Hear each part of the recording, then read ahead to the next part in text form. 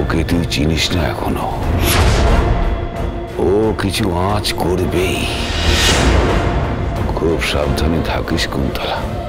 কখন কিভাবে কোন দিক থেকেও আসবে কোনো ভরসা নেই। সোনাকে এমন ভাবে এগিয়ে দিতে হবে, সোনা যেন ওই সেনগুপ্ত পরিবারের বাড়িটা আমাদের নামে লিখিয়ে নিয়ে আসে, আর তার সঙ্গে সঙ্গে দীপার রেস্টুরেন্টটাকে শেষ করে দিয়ে দীপাকে রাস্তায় টেনে আনে। তুমি যা যা চাইছো সবটা হয়ে যাবে, শুধু একটু সময়ের অপেক্ষা।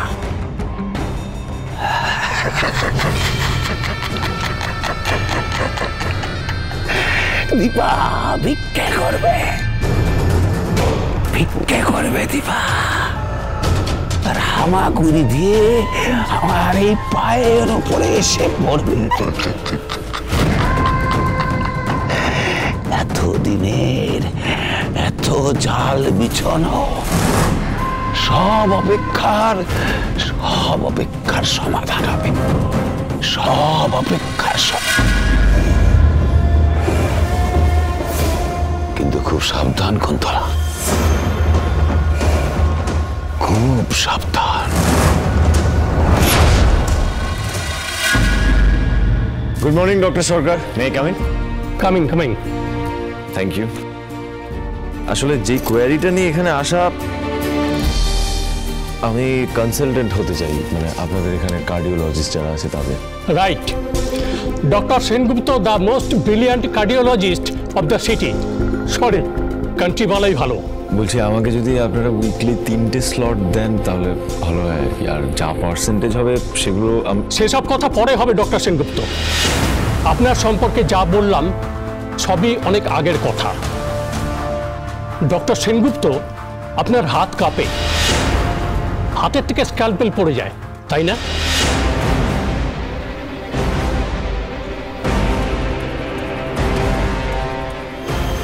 হ্যাঁ, মানে সেদিনকে ওটা আমাদের ফিল্ডে এসব কথা চাপা থাকে না ডক্টর সেনগুপ্ত। হ্যাঁ, আমি সেই কারণেই সার্জারিটা করতে চাইছি না। আমি কনসালটেন্ট হিসেবে। সেদিনকে শুধুই হাতই কেঁপেছিল ডক্টর সেনগুপ্ত?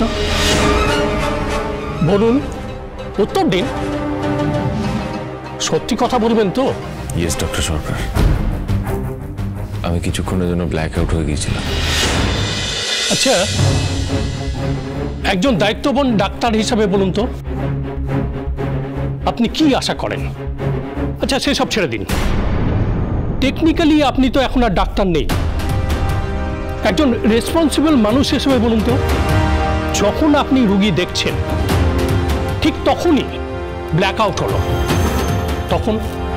তখন কি হবে? সিচুয়েশনটা কন্ট্রোল করবেন কিভাবে? আমাদের এখানে মানুষ জীবন মৃত্যু সমস্যা নিয়ে আসে, তখন আমার কি হবে? আপনি আর কোথাও সুযোগ পাবেন না। সেদিন কেউ একজন এই ঘটনাটা সোশ্যাল মিডিয়ায় আপলোড করে দিয়েছে, পাবলিকও সব জানে।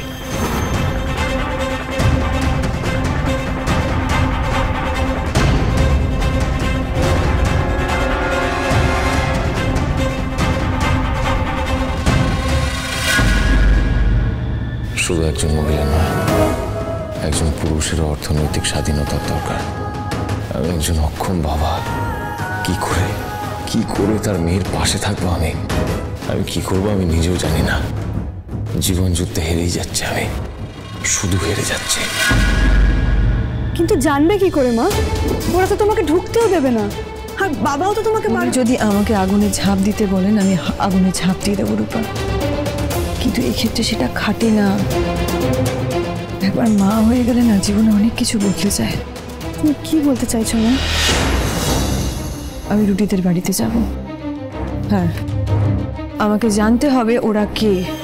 দেরি করলে চলবে না, সেটা যত তাড়াতাড়ি সম্ভব আমাকে জানতে হবে।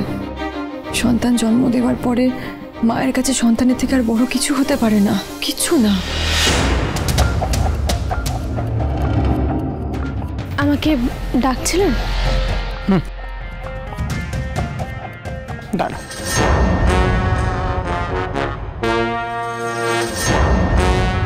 তোমাকে আমার একটা জিনিস দেওয়ার আছে আসলে। আমার কিছু চাই না। ওমা, সে বললে কি করে হবে?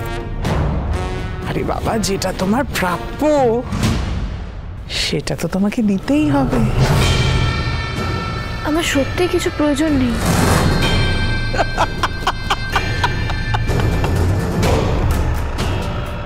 আমার প্রয়োজন আছে, আমাকে তো দিতেই হবে তোমায় শাস্তি।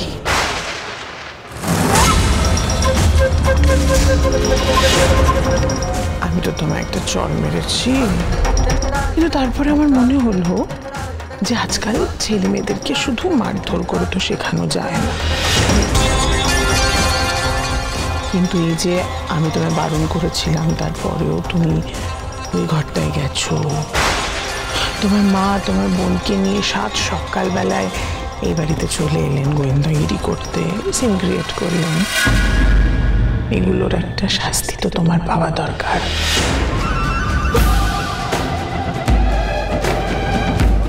একদম ন্যাকামো করবে না, ন্যাকামো আমি একদম পছন্দ করি।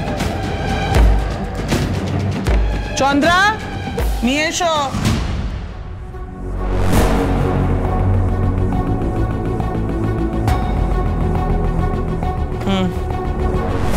যাও না, ঘরটা মুছে ফেলো। কিন্তু আমি তো এসব পারি না। মুছো।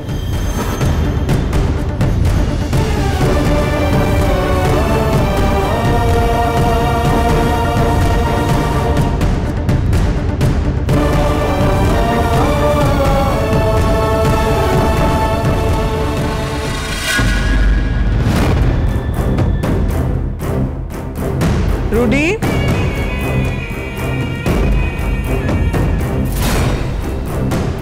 কি ব্যাপার রুডি, কোথায় যাচ্ছ তুমি? তাকিয়ে দেখো। মম, দেখার কি আছে, ও করছে করুক না।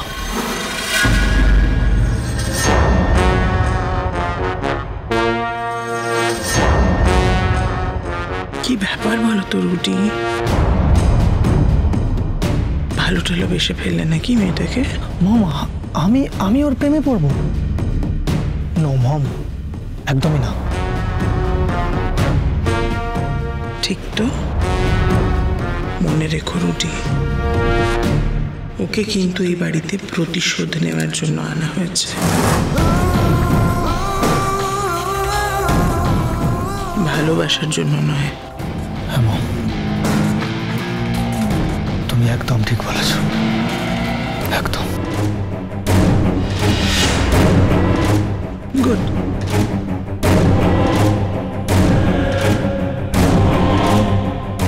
অত জল জল করে মুছো না, এর কি বসা হয়েছে, ভালো করে মুছো।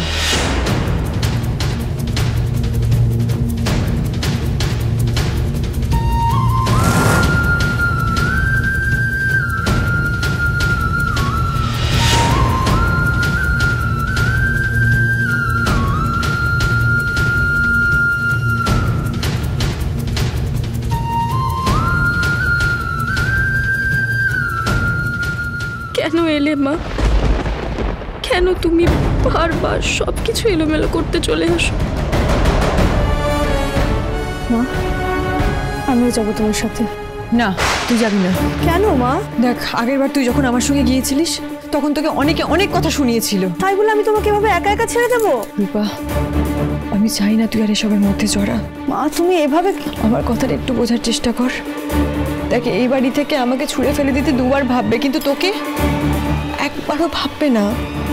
জেদ করিস না মা, আমাকে যেতে হবে, আমি একাই যাব।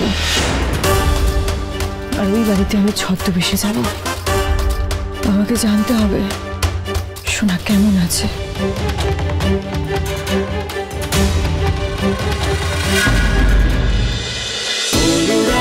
ছোঁয়া